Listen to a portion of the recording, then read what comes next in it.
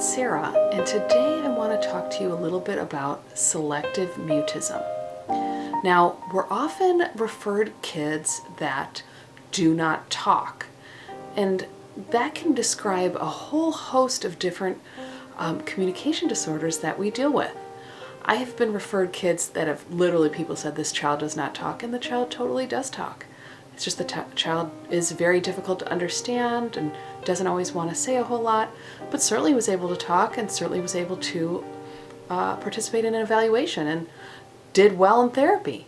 I think the most important thing to think about when you think of selective mutism is that we're looking at somebody who actually does talk and can be very expressive, can be show a whole range of emotions, but in certain situations they do not talk. So it's not that they lack the ability, it's that they choose not to talk in certain situations. So we need to define selective mutism. It's not the lack of ability to talk. It's that due to factors internal to the person, they choose not to talk in certain situations. Now, how this impacts kids at school is that most kids with selective mutism that I've worked with, and I've worked with quite a few, they have chosen not to talk in the school setting. And when I've talked to parents, and this is really important to interview parents, they have said that the child typically doesn't talk outside of the home. Parents will have a video of their kid talking and dancing and having fun at home. However, if a stranger comes into the home, the child will stop talking. Now, again, this is different from a child that has maybe, for example, a slow warming up period, which most kids actually don't just warm up to adults the first time they meet them.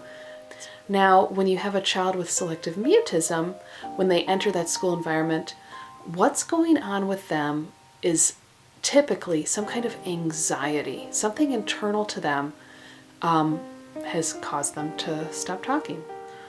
And that's the thing. We have to look at this from a psychological point of view, because this is a psychological disorder. These children are experiencing, typically from what I've seen, extreme anxiety internal to them, and it has caused them to not talk. Now, sometimes I'm sure we've heard of cases where there was some kind of trauma and the person did not want to talk again. But the students that I've worked with, on the whole, there was no real way to pinpoint the exact cause of why they didn't talk. And it's something that they stopped doing, or they didn't do as much, and then they just decided over time to not say anything. And when you're given a student like this to evaluate, I find that you can't evaluate them because you don't know what's going on inside their brain. And you also don't know how they're communicating at home. So, for example, they could be totally typical communicators with respect to their ability to answer questions, their comprehension of oral language, their syntax and grammar and vocab and speech sound articulation can be totally in the average range. And that's something that is why, on the whole, I don't think speech pathologists should be involved with students that have selective mutism, because what they need to do is see a psychologist, work with the school social worker, see some kind of counselor, get in some kind of counseling, whether it's within the school or outside the school. The student needs to manage their anxiety. I've actually heard of, and this is not anything I've had experience with, but when I've researched selective mutism in the past, I noticed that some families find success when they medicate for anxiety. And I'm not saying that that's something we need to do, because cognitive behavioral therapy in a lot of cases can be just as good or better than having medication. So typically if the team feels like there needs to be a speech pathologist on the case, I have recommended consult services. So that means that on the IEP, there's no direct minutes.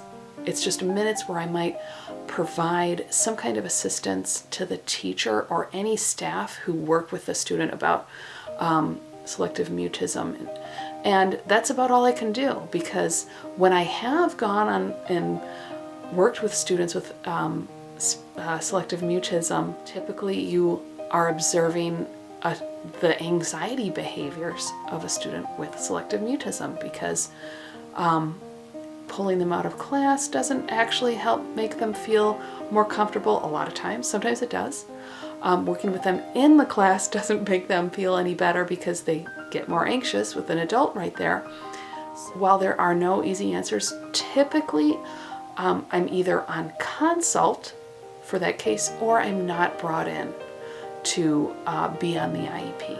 If the child doesn't talk, you have no way of fully representing that student and fully, doing that child justice. You don't want to label them as speech and language disordered if they're totally normal and fine at home. It doesn't do that child any justice.